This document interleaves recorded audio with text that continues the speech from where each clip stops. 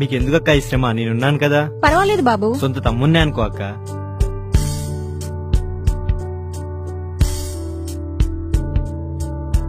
బాబు నీళ్లు నువ్వు తెస్తున్నావేంటి? పర్వాలేదండి.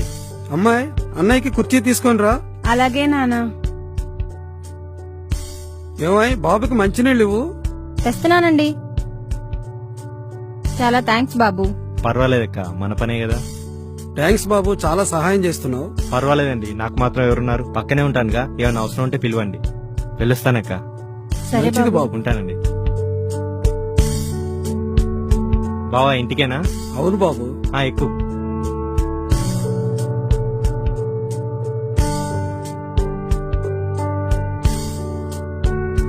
మా నాన్న ఇంట్లో లేడు. కొన్ని నీళ్ళు తీసుకునిరా. అలాగే.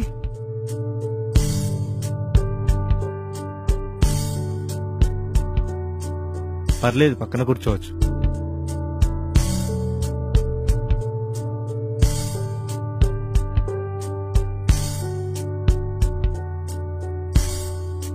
వస్తాను. అయ్యో పిచ్చిదన్న, కూర్చొని నీతో అర్జెంట్ గా మాట్లాడాలి. మనం పార్టీ పెళ్లి చేసుకుందాం. అమ్మో నాకు భయం. నువ్వు లేకుండా నేను ఉండలేను బంగారు. సరే అయితే మా అమ్మ నగలు తీసుకొని వస్తా. ఎస్, వర్కౌట్ అయింది. ఇప్పుడు ఎలా అడగాలి? మా అమ్మ నగలు మొత్తం తీసుకొని వచ్చేసా. ఓకే ఓకే, ఇక్కడ ఉండు, మా ఫ్రెండ్ తో మాట్లాడుస్తా. అలాగే. ఇక్కడనే ఉండు. ఓకే. ఎరా బాగున్నావా? ఎరా చాలా రోజుల తర్వాత గుర్తొచ్చినట్టున్నాం. సూపర్ ఫిగర్ ఉందిరా. పిక్ పంపించిన చూడు. అవునా? ఫిగర్ మస్తుంది, తీసుకొచ్చేయి. లాస్ట్ టైం కూడా గిట్నే అన్నావురా, పైసలు తక్కువ ఇచ్చినావు. లేదురా, ఈసారి 2 lakhs గ్యారంటీ. Okay okay.